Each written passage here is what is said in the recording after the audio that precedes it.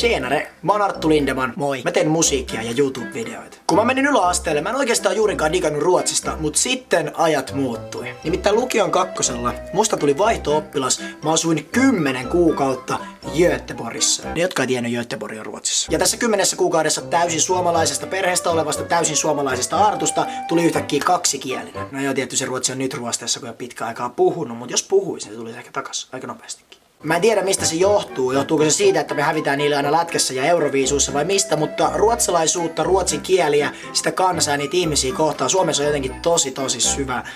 Voisiko käyttää jopa termiä viha. Kuitenkin mä oon normaalista poikkeava kaveri sen suhteen, että mä rakastan ruotsalaisuutta ja ruotsia. Sen takia on ihan mahtavaa, että Svenska Teatterin ja HBL haastoi mut kertoo teille vitsin ruotsiksi. Mä koitin muistella jotain hauskoja puujalkavitsejä tai jotain vastaavaa siltä ajalta, kun mä olin Ruotsissa, ja tämmönen mulle tuli mieleen.